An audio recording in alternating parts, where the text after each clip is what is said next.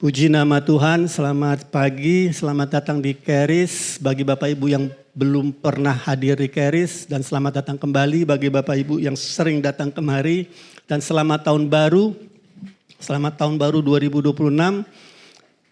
Saya yakin dan percaya ini akan menjadi tahun yang luar biasa karena apa yang Tuhan Yesus janjikan di kitab Yohanes 14:12 itu yang saya sharingkan kemarin di sekolah Charis, bahwa Tuhan berjanji akan melakukan pekerjaan-pekerjaan yang lebih besar lewat hidup kita, greater works, karena dia pergi kepada Bapa. Artinya apa yang dia dulu lakukan di muka bumi ini, ingin dia melihat itu dilanjutkan dan bertambah besar, karena dia akan bekerja lewat kehidupan kita untuk membuatnya terjadi. Jadi Bapak Ibu, mari kita masuki tahun 2026 ini dengan penuh penantian, ekspektasi bahwa Tuhan akan melakukan perkara-perkara yang lebih besar lagi di dalam kehidupan kita. Ada amin?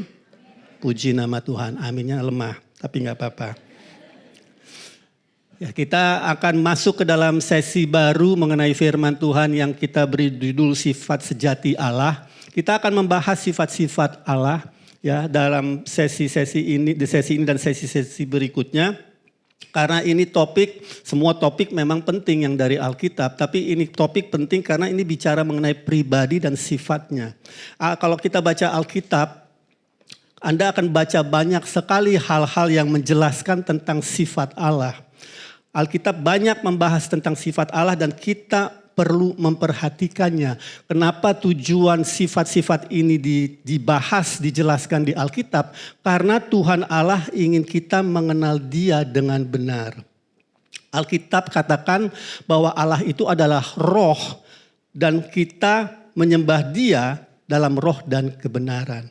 Allah itu roh, kita tidak bisa lihat, kita tidak bisa dengar, kita tidak bisa merabakan, merasakan. Jadi satu-satunya cara kita dapat mengenal Dia adalah lewat apa yang Dia tuliskan tentang dirinya dari Alkitab.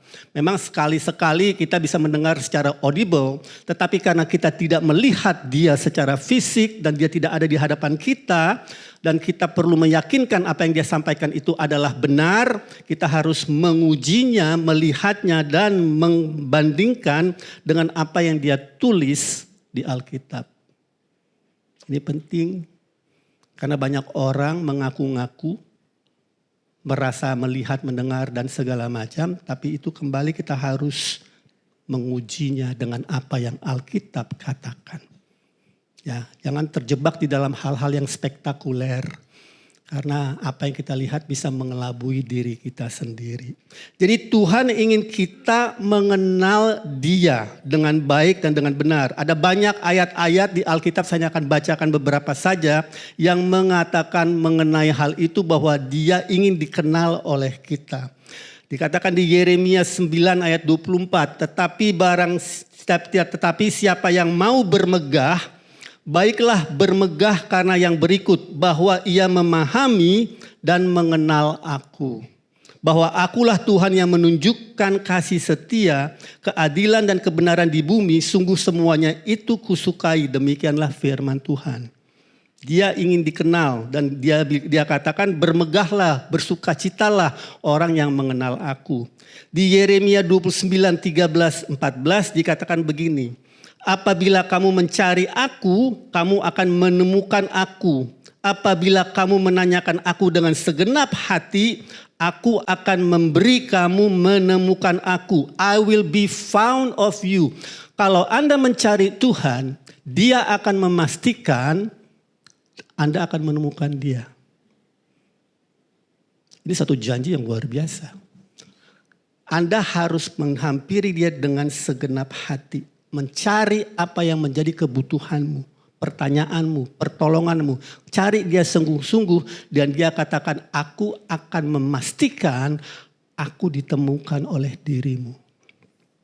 Lalu yang terakhir Yohanes 17 ayat 3, inilah hidup yang kekal itu, yaitu bahwa mereka mengenal Engkau satu-satunya Allah yang benar dan mengenal Yesus Kristus yang telah Engkau utus. Cara kita mengenal Bapa kita di sorga adalah lewat Yesus Kristus, lewat apa yang tertulis mengenai Dia, apa yang Dia katakan, dan pola hidup, pola pikir, semua yang tercatat di Alkitab.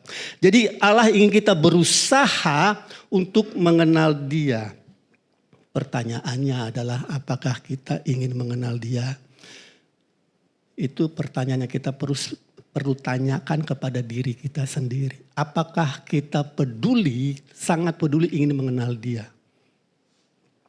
Banyak orang mengaku mengenal tapi tidak mengenal Dia dengan sungguh-sungguh. Nah, mengapa Tuhan ingin kita mengenal Dia dengan benar?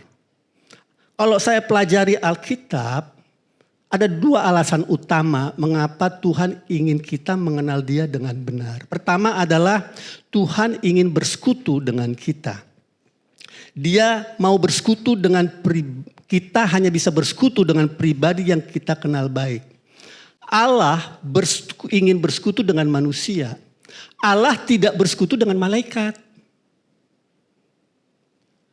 Satu-satunya makhluk di alam semesta ini yang Allah ingin bersekutu adalah manusia. Jadi kalau Ibu Nelly tadi katakan dia kesayangan Bapa, itu sangat benar. Karena dia ingin bersekutu dengan Ibu Nelly dan dengan kita semua. Sesungguhnya kalau Anda baca di Alkitab di Wahyu 4:11, alasan utama kita diciptakan adalah agar Dia bisa bersekutu dengan kita. Itu tujuan utama Dia menciptakan manusia. Oleh karena itu, kita perlu kalau kita ingin istilahnya reciprocate, mengembalikan apa yang atau merespon apa yang Dia ingin itu, ya kita perlu mengetahui Dia lewat firman-Nya.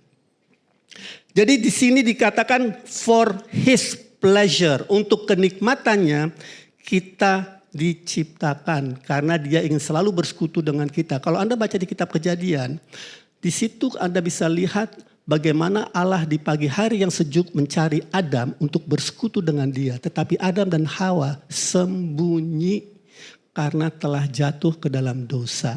Dosa tidak membuatmu mendekat kepada Tuhan. Oleh karena itu, akuilah dosamu, maka Dia akan menyucikan kita dari segala kejahatan kita, sehingga kita bisa kembali bersekutu dengan Dia. Karena itu adalah kerinduan Dia untuk bersekutu dengan kita. Pertama, alasan kenapa Allah ingin kita mengenal Dia, karena Dia ingin bersekutu dengan kita. Kedua, adalah Dia ingin kita mengenal Dia dengan baik dan benar. Agar kita tidak ragu-ragu dalam berhubungan dengan Dia.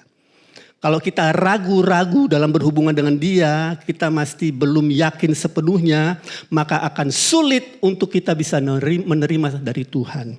Tuhan ingin kita menerima semua yang Dia sediakan bagi kita, berkat-berkatnya, otoritasnya, kuasanya, tuntunannya, semua.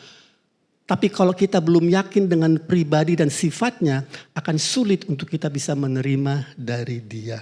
Harus ada trust, kepercayaan dari kita kepada Dia. Maka itu Ibrani 11 ayat 6 berkata, tanpa iman tidak mungkin orang berkenan kepada Allah.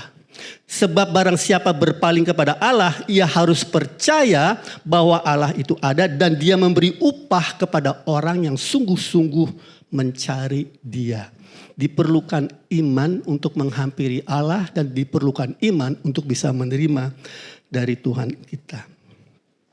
Jadi Bapak Ibu, iman hanya bisa bekerja kalau tidak ada keraguan-raguan di dalam hati kita. Kalau Anda tidak menerima sesuatu dari Tuhan, apa yang Anda doakan, Anda mintakan, Anda harus cek hatimu. Apakah ada keraguan-raguan di dalam hati saya? Karena kerinduan Dia adalah untuk memberi. Itulah pentingnya untuk kita belajar mengenai sifat Allah. Ya. Nah, pada hari ini kita akan membahas sifat pertama, sifat Allah yang pertama menurut saya, yaitu Allah itu baik. Itu sifat pertama. Mungkin Anda bertanya-tanya, kok kenapa bukan Allah itu kasih? Bukankah itu yang seharusnya menjadi pertama? Nanti Anda akan lihat mengapa sifat ini, Allah itu baik, adalah sifat utama yang kita perlu miliki di dalam kehidupan kita. Saya kasih spill aja bocoran sedikit. Karena kita akan bahas sifat dia yang kedua, Allah itu kasih di nanti sesi berikutnya. Tidak bisa kita mengenal kasih Allah kalau Yesus belum datang. Kenapa? Karena kasih Allah itu sacrificial love. Agape, kasih agape is sacrificial, berkorban. Yesus berkorban untuk kita dan itu terjadi di Kejadian Baru. Oleh karena itu penekanan sifat Allah di Perjanjian Baru adalah kasih.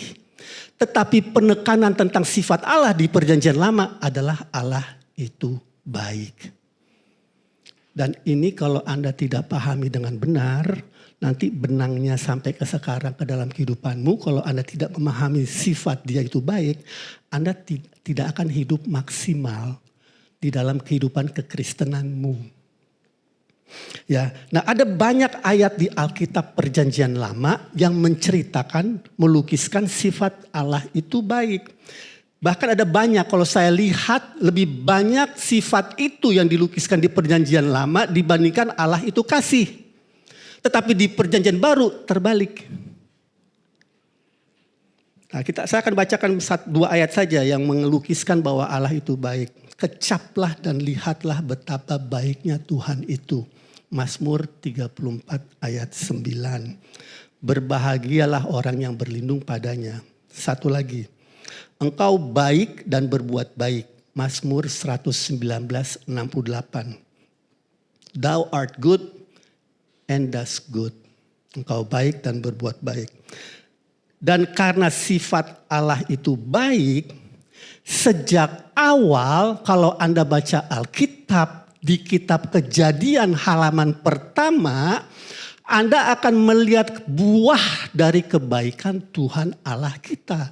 Pada waktu dia menciptakan alam semesta dan segala isinya, dan dia melihat setelah dia menciptakan semua itu, dia memandangnya dan melihat semua itu adalah baik.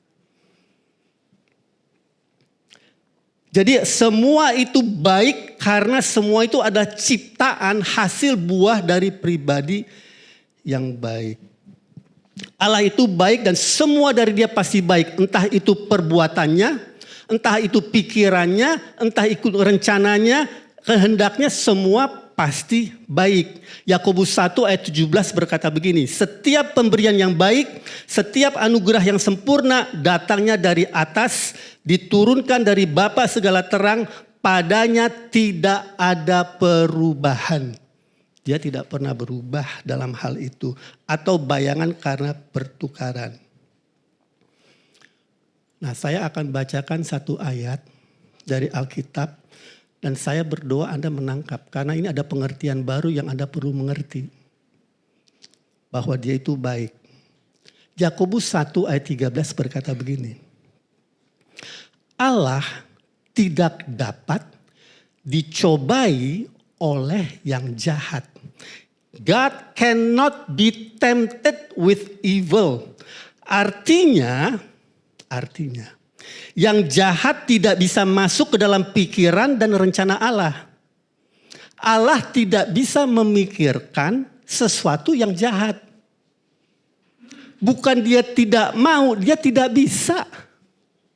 He cannot be tempted with evil. Jadi apa yang jahat itu tidak pernah datang dari Allah.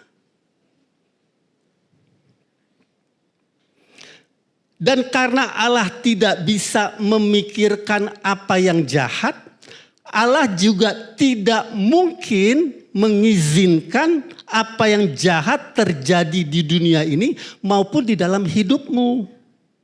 Allah tidak bisa berkompromi dengan apa yang jahat. Nah, Anda harus, apa yang saya sampaikan sampai titik ini, mengenai sifat Allah ini, Anda harus pegang teguh. Tuhan tidak bisa berkompromi dengan apa yang jahat. Kalau ada sesuatu yang terjadi di dalam kehidupanmu, sesuatu yang jahat, jangan lagi Anda mempertanyakan Tuhan. It does not come from Him. Dia tidak bisa dicobai dengan yang jahat. Dia tidak bisa berkompromi dengan apa yang jahat. This is his nature. Ini sifatnya.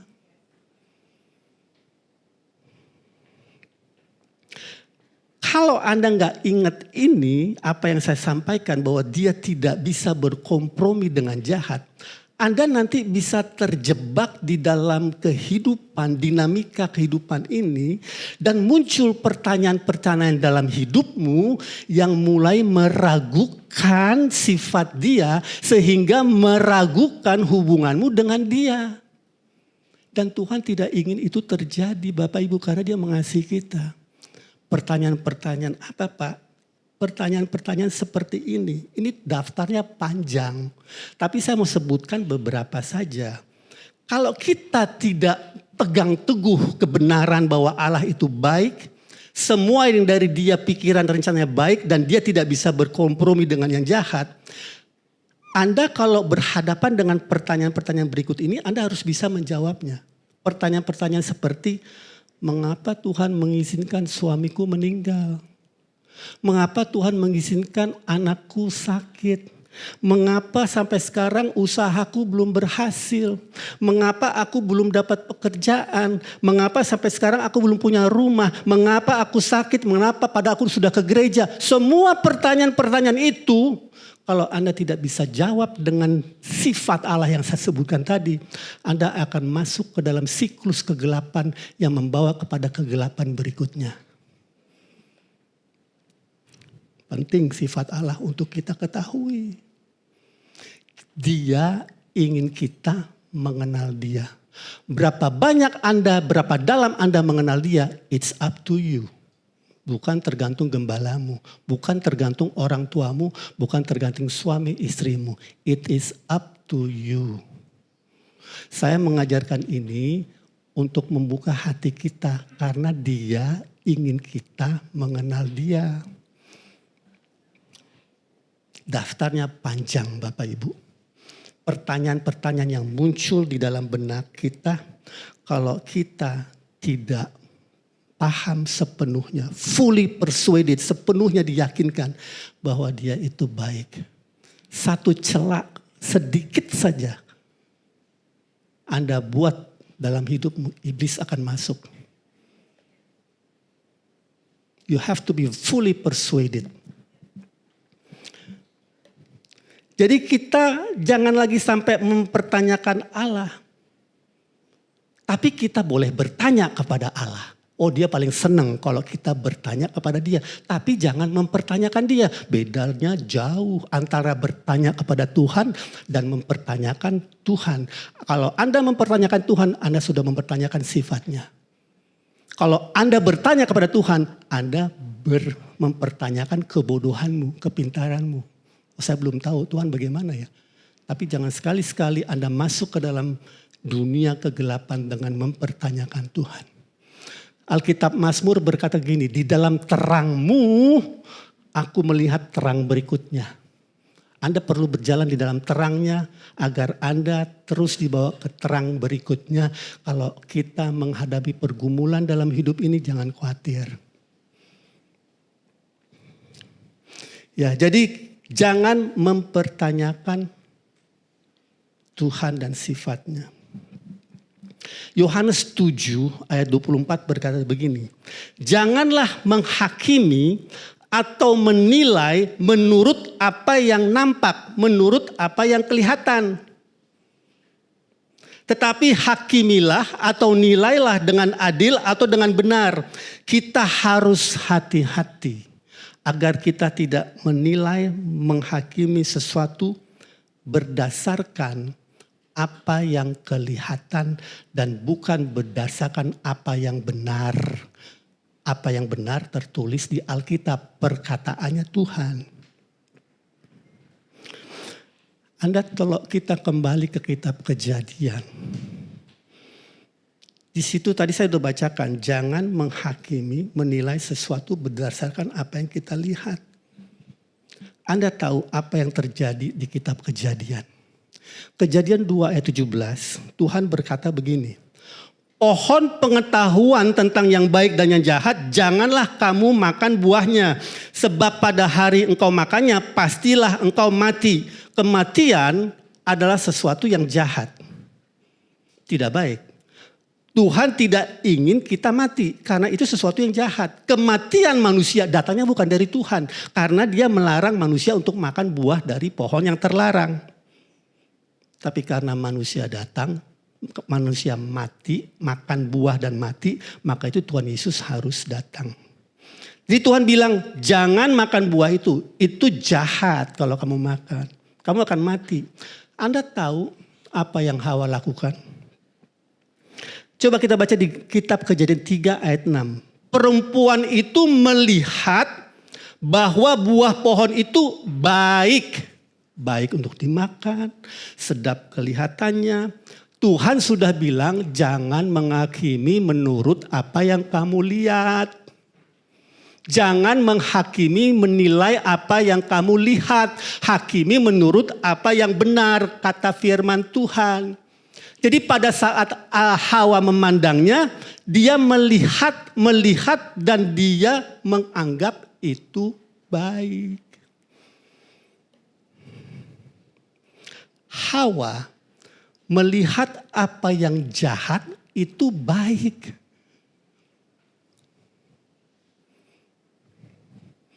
Kata baik di sini relatif Bapak Ibu. Apa yang saya anggap baik belum tentu Anda anggap baik. Apa yang Anda baik belum tentu saya anggap baik. Dan lebih bahayanya apa yang kita anggap baik belum tentu itu baik di mata Tuhan. Benar gak?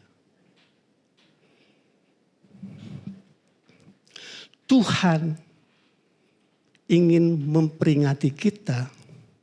Hati-hati dengan relativisme. Relativisme, relatif. Semua itu relatif. Yang absolut hanya datangnya dari Tuhan. Tuhan ingin mengajarkan kepada kita sesuatu tentang relativisme lewat satu peristiwa di Markus 10 ayat 17 dan 18. Markus 10 berkata begini.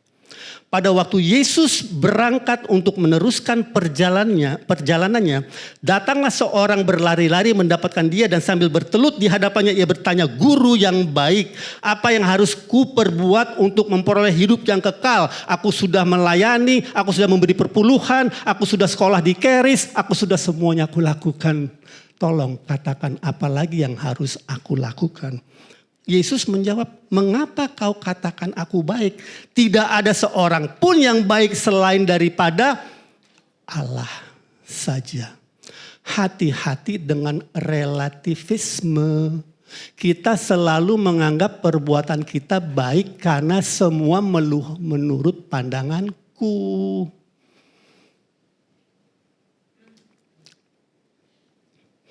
Kita harus ingat bahwa hanya Allah saja yang baik. Itu sifat utama dan terutama menurut saya dan yang terpenting untuk kita masuk ke dalam sifat-sifat berikutnya.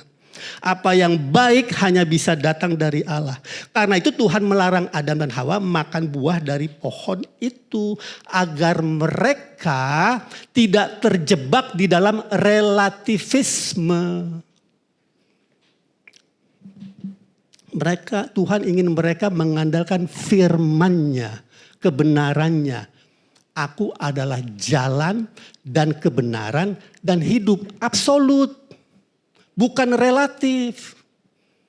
Tidak ada seorang pun dapat datang kepada Bapa kalau tidak melalui aku, kata Tuhan Yesus Kristus. Absolut. Jangan berkompromi. Dulu ada saya punya sahabat saya. Saya sangat sedih mendengarnya nih. Karena waktu itu dia datang, sahabat baik saya orang Kristen. Tapi sekarang dia sudah meninggal. Dia datang kepada saya, "Irwan, saya sulit untuk bisa memahami bahwa orang non-Kristen itu gak masuk ke surga." "Kenapa?" saya tanya. "Wah, gue kenal satu orang tuh baik banget, Irwan. Baiknya luar biasa. Gue belum pernah ketemu orang sebaik itu." "Orang Kristen gak?" "Bukan." Jangan menilai menurut pandanganmu. hanya Allah yang baik. Apa yang baik hanya bisa datang dari Allah. Dan Anda tahu, relativisme ini sedang menjadi marak dalam bentuk kejahatan di mana-mana. Kalau Anda nggak berpegang teguh kepada apa yang saya sampaikan ini, kejahatan itu akan terus berkembang dan menjadi lebih jahat kalau kita tidak melawannya dengan kebenaran. Yesaya 5 ayat 20 berkata begini. Celakalah mereka yang menyebutkan kejahatan itu baik dan kebaikan itu jahat. Yang mengubah kegelapan menjadi terang dan terang menjadi kegelapan. Yang mengubah pahit menjadi manis dan manis menjadi pahit. Di akhir zaman ini Bapak Ibu, dunia akan menyebut yang baik itu jahat dan yang jahat itu baik. Yang apa tadinya relativisme sekarang menjadi berkembang dan memutarbalikan apa yang baik itu dikatakan jahat dan apa yang jahat itu baik. Artinya manusia sudah tidak lagi memiliki definisi yang benar tentang apa yang baik dan apa yang jahat sejak Adam dan Hawa jatuh ke dalam dosa. Adam dan Hawa diberikan tanggung jawab untuk mengelola bumi ini. Mereka menjatuh ke dalam dosa dan mereka menyerahkannya secara de facto, secara de jure, menyerahkannya kepada iblis pengelolaan atas bumi ini. Maka itu kalau Anda baca di 1 Yohanes 5 ayat 19, ya 1 Yohanes 5 19 berkata begini. Kita tahu bahwa kita berasal dari Allah dan seluruh dunia berada di bawah kuasa si jahat. Seluruh dunia yang dimaksud seluruh dunia di ayat ini adalah seluruh sistem di dunia ini. Sistem apa saja, sistem pendidikan, sistem ekonomi, seni budaya, politik, semuanya itu berada di bawah pengaruh si jahat. Sekarang coba kita lihat lingkungan di sekitar kita. Coba Anda lihat bagaimana kita dibujuk oleh dunia ini untuk bisa menerima gaya hidup LGBT. Mayoritas dari social media, film-film, Anda tahu bahkan film Disney pun, film anak-anak sudah mulai memasukkan unsur-unsur LGBT di mana seorang pria mencium seorang pria lain, seorang wanita mencium wanita lain. Kita sedang diperagakan oleh dunia ini, apa yang jahat itu baik dan apa yang baik itu jahat. Dan itu terjadi setiap hari di hadapan kita. Nah, saya nggak anti LGBT, saya mengasihi mereka. Tapi saya tidak setuju dengan gaya hidup mereka. Saya pernah melayani satu orang LGBT yang datang kepada saya minta didoakan dan puji Tuhan didoakan dan sembuh. Tapi gaya hidup itu merusak manusia. Kita mengasihi mereka, kita mengasihi siapa saja. Kita mengasihi manusia. Tetapi gaya hidup itu tidak bisa keterima. Kita tidak bisa terima. Dan yang lebih hebat lagi, mereka menuduh kita tidak mengasihi mereka. Jadi mereka membuat dunia ini terbalik. Apa yang tadi relatif sekarang menjadi terbolak-balik. Mereka bilang kamu tidak mengasihi kita, kamu membenci kita. Saya nggak membenci kamu. I love you, but your lifestyle is crazy. It will kill you. Mereka menuduh kita tidak mengasihi karena bagi mereka apa sih salahnya kalau pria jatuh cinta dengan pria lalu mereka hidup dan menikah wanita dengan wanita. What is wrong with that? That's love. Itu kan kasih. Kita akan bahas nanti.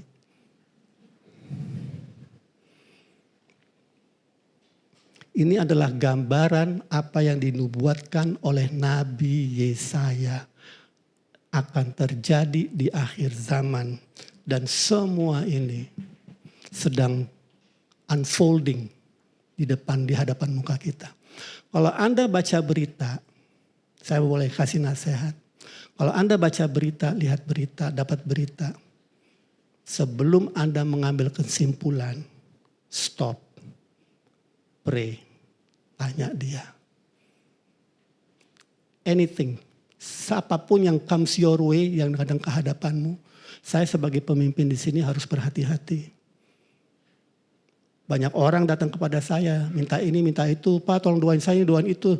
Pak saya punya masalah begini, gimana Pak? I don't know, I'm not your Holy Spirit. Saya bukan Roh Kudus kamu tanya sendiri. Saya berdoa sama kamu oke, dengan senang hati. Tapi jangan anggap jawaban dari saya akan muncul.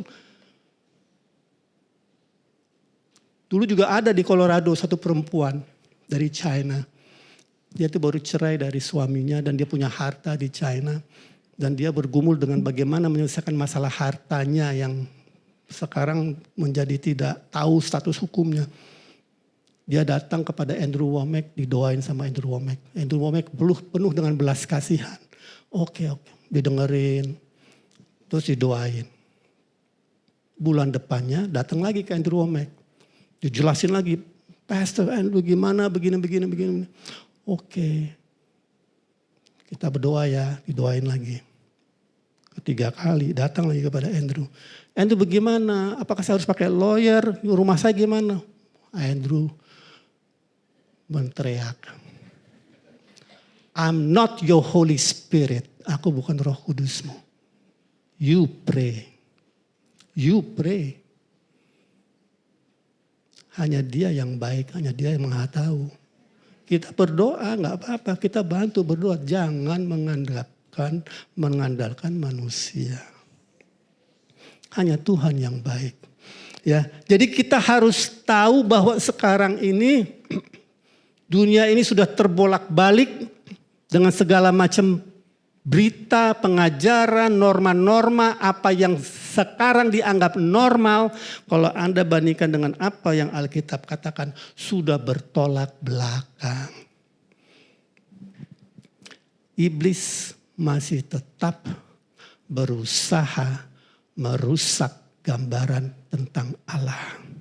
Dari dulu sampai sekarang.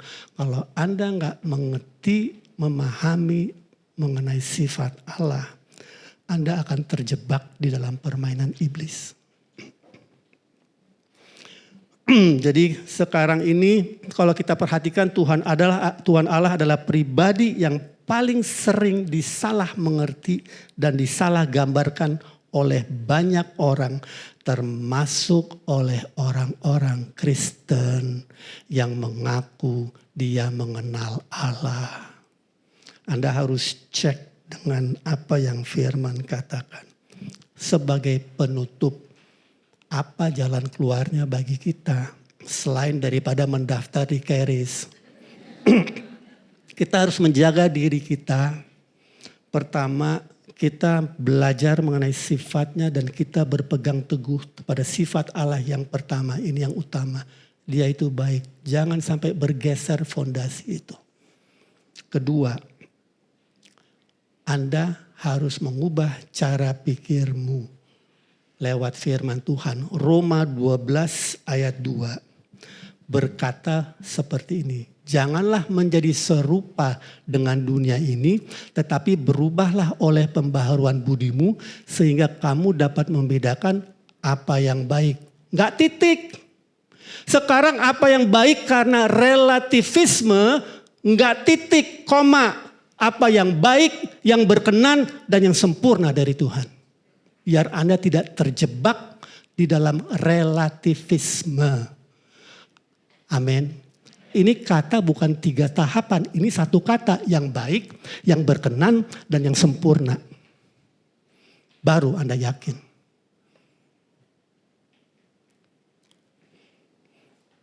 Ketiga, jadi pertama sifat Allah Anda perlu kenal, rubah pola pikirmu dengan firman Tuhan. Ketiga, minta hikmat dari Tuhan. Sama seperti Salomo, minta hikmat untuk membedakan mana ibu yang sebenarnya punya anak ini yang mereka memperebutkannya. Anak siapa ini? Minta hikmat. Jangan menilai sesuatu menurut apa yang kelihatan. Orangnya baik ya, senyumnya bagus, manis. Do not be fooled by appearance. Ketiga, Anda harus punya hubungan dengan Roh Kudus. Roh Kudus adalah pribadi yang menuntun kita kepada seluruh kebenaran dan mengajarkan kita kepada segala sesuatu. Kalau Anda belum menerima baptisan Roh Kudus, nanti saya anjurkan Anda maju ke depan biar kita doakan, atau Anda belum mengenal pribadi Yesus sebagai Tuhan dan Juru Selamatmu, maju ke depan kita doakan. Jadi sifat Allah itu penting untuk kita ketahui, dan sifat yang utama dan terutama menurut saya adalah Allah itu baik. Jangan sampai bergeser dari kebenaran itu. Mari kita bangkit berdiri. Saya mau berdoa untuk Anda. Kita sekarang ini hidup di akhir zaman. Kita dibombardir dengan apa yang kelihatan baik tapi belum tentu baik. Saya berdoa Anda berada selalu di dalam perlindungan Tuhan. Bapa, kami mengucap syukur untuk hari ini. Kami mengucap syukur karena kami bukan hanya memiliki firman-Mu, tapi Engkau telah mengutus satu pribadi yang luar biasa. Roh Kudus-Mu yang adalah guru sejati kami, penolong kami, yang selalu menyertai kami dalam kehidupan kami. Oleh karena itu Tuhan, aku berdoa agar di tahun 2026 ini peran dan kuasa Roh Kudus-Mu itu menjadi sangat nyata dalam kehidupan anak-anak-Mu. Sehingga mereka tidak hidup lagi dalam keraguan, kebimbangan, tetapi mereka akan berjalan dari satu terang kepada terang berikutnya. Sehingga seperti janji-Mu di kitab Yohanes 14, bahwa kami akan melakukan perkara-perkara yang besar bersama Tuhan kami. Terpujilah nama-Mu kekal selama-lamanya. Di dalam nama Yesus Kristus kami ucap syukur. Haleluya. Amin. Silakan duduk Bapak Ibu. Tuhan Yesus memberkati.